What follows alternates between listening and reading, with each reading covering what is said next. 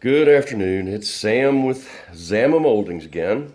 Got another molding installation for you.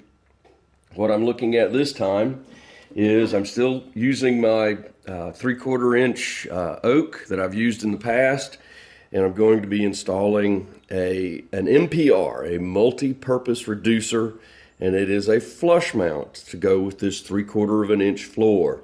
You can see from the depiction here that it's got a nice flat front right here. Easy way to remember, if it's flat, it's flush. Well, what does flush mean? Flush just means that when we install it, this top part of the molding is going to be flush or level with the top part of the floor. And we have this little offset to accommodate the tongue. And just in case we hit with a full plank, we can make any adjustments we need to make it level with that floor. But more than likely, you're going to hit with a cut, so it doesn't matter. I can have it hit flush there.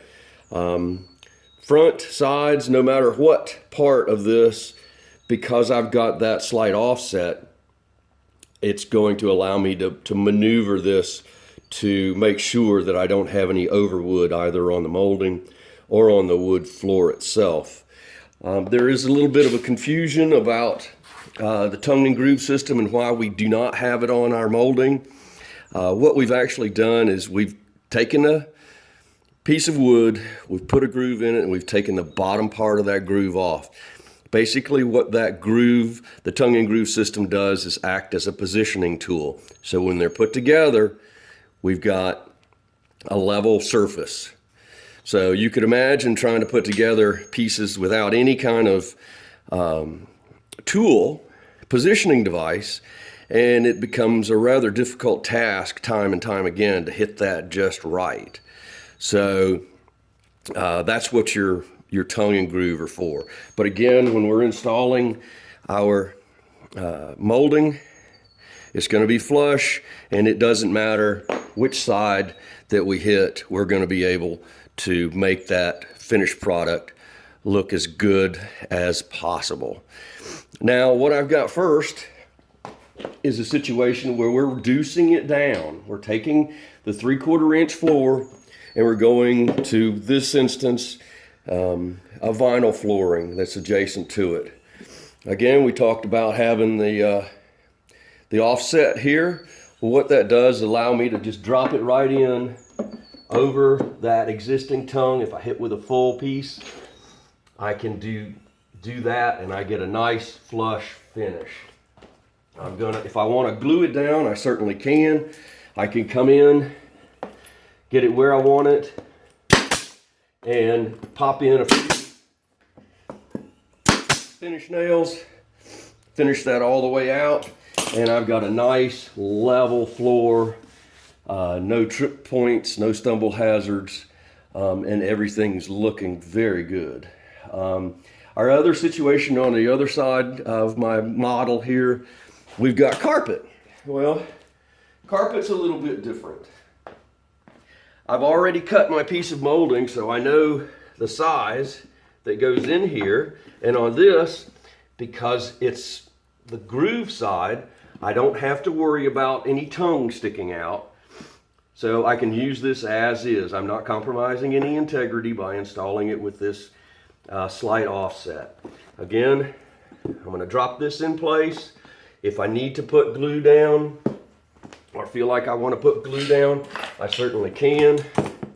I can come in, take my nailer, nail off my product.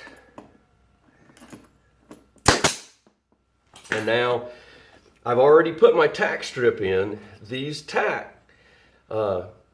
pins, as they're called, are angled so that when the carpet stretches up, these pins will go in at an angle, go into the carpet, and pull it back. And it's just a matter of getting it over that and tucking it in place.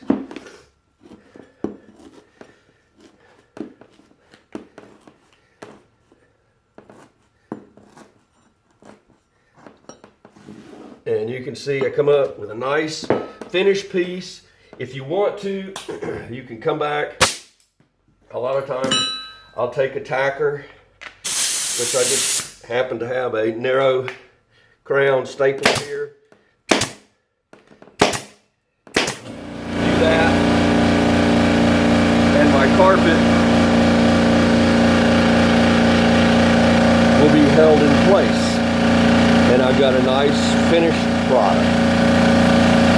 So I hope that helps with those two situations.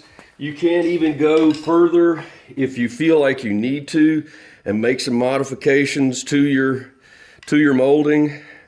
On this, I just went through and ripped off the front part of the nose to make it a little taller if I feel more comfortable with that. That's all there is to it running through the table saw. But again, it is a true multi-purpose reducer. So hope that helps. Thank you much.